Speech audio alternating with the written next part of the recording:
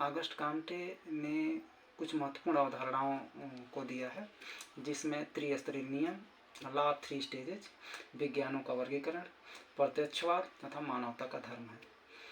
आज जो चर्चा कर रहे हैं वह त्रिस्तरीय नियम, लॉ ऑफ थ्री स्टेजेज की। लॉ ऑफ थ्री स्टेजेज की चर्चा ऑगस्ट काम्टे की बहुत ही फेमस पुस्तक the course of positive philosophy में की गई है, जो 1830 से 1842 ईस्वी तक 6 खंडों में प्रकाशित हुई थी। काम्टे का त्रिस्तरीय नियम मानव ज्ञान के विकास के 3 चरणों की व्याख्या करता है, जिसमें पहला स्तर है धार्मिक स्तर, दूसरा है तात्विक स्तर और तीसरा है प्रत्यक्षात्मक स्तर अथवा वैज्ञानिक स्तर। पहला थियोलॉजिकल स्टेज, मेटाफिजिकल स्टेज तथा पॉजिटिव स्टेज। ऑगस्ट काम्टे के त्रिस्तरीय नियम में जो धार्मिक स्तर है पहला, उसके 3 उप स्तर हैं। पहला है जीवित सत्तावाद, दूसरा है बहुदेवत्ववाद और तीसरा है एकेश्वरवाद। जीवित सत्तावाद धार्मिक स्तर का पहला स्तर है। इस समय मनुष्य अपने आसपास जितनी भी घटनाएं घटित होती हैं या जितने भी प्रकार के जीव जंतुओं, पेड़ पौधों, पहाड़ों को देखता है, उसमें अपने ही तरीके से एक जीवित सत्ता का वास मान लेता है कि वह हमारे ही तरीके से एक जीवित प्राणी है। इस तरीके की चीज़ें चलती रहती हैं जीवित सत्तावाद में।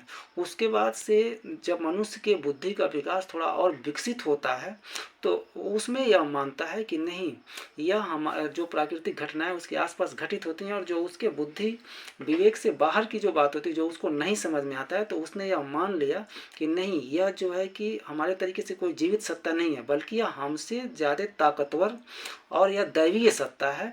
और वह जितने प्रकार की घटनाएं घटित हुई उसने उतने तरीके के देवताओं को मान लिया। जैसे वर्षा के देवता को उसने मान लिया कि इंद्र ने कराया है, वर्षा कराया। अग्नि देवता हो गए, सूर्य देवता हो गए, यानी प्राकृतिक घटनाओं में जो चीज़ें उसको नहीं समझ में उसको उसने देवता मान लिया। इस तरीके से बहुदेवत्ववाद प्रकाश में आया। उसके बाद जो तीसरा स्तर है वह है एकेश्वरवाद। एकेश्वरवाद में होता क्या है कि मनुष्य का दिमाग थोड़ा और ज़्यादा डेवलप हो गया होता है और वह प्राकृतिक घटनाओं को सोचने समझने लगता है। तो वह कहता है कि नहीं, इसमें क्या है कि यह जितनी भी प्रकार की घटनाएं घटित हो रही हैं वह किसी एक दैवीय शक्ति का परिणाम है, क्योंकि वह सारे देवताओं की बात नहीं करता है। वो कहता है कि नहीं, कोई किसी एक देवता के कारण ये सारी घटनाएं घटित हो रही हैं, तो वह एक देवता मानता है और सारे देवताओं को नहीं। और सिर्फ एक देवता की, एक कोई ऐसी दैवीय शक्ति है जो इस पूरे ब्रह्मांड को चला रही है। धार्मिक स्तर पर जो सामाजिक संगठन होते हैं वह प्रत्येक घटना की व्याख्या दैवीय शक्तियों और अलौकिक शक्तियों या अधिदैविक शक्तियों के आधार पर की जाती है, जितनी भी प्रकार की घटनाएं घटित होती हैं।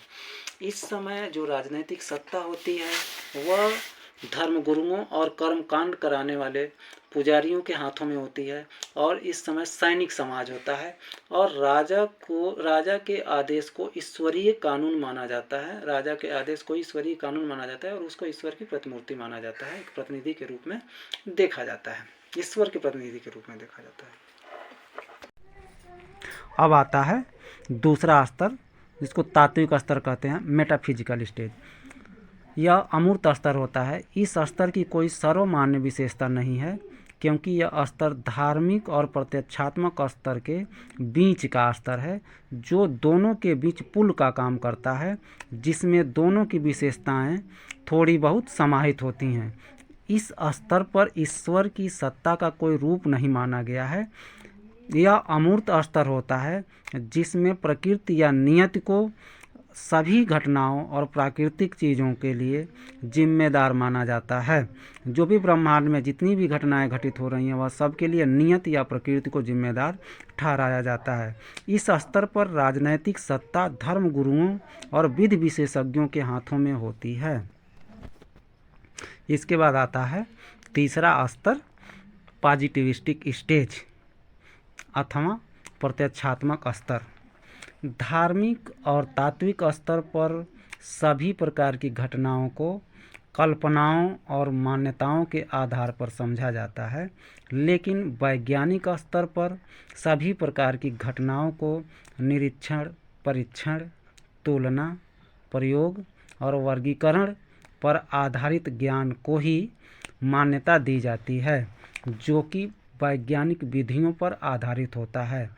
इसमें कल्पना का कोई स्थान नहीं होता है, चाहे वह कल्पना सही ही क्यों न हो। इस स्तर पर राजनैतिक सत्ता लोकतंत्रात्मक होती है।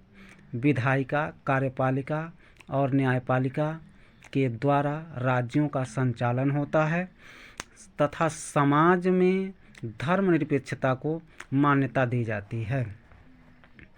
ऑगस्ट कॉम्टे कहते हैं कि जब कभी भी मनुष्य के ज्ञान का विकास होता है तो वह क्रमशः इन्हीं 3 चरणों के माध्यम से होता है। इन सब के बावजूद भी यह सिद्धांत आलोचनाओं से परे नहीं रहा है, इसकी भी आलोचना की गई है।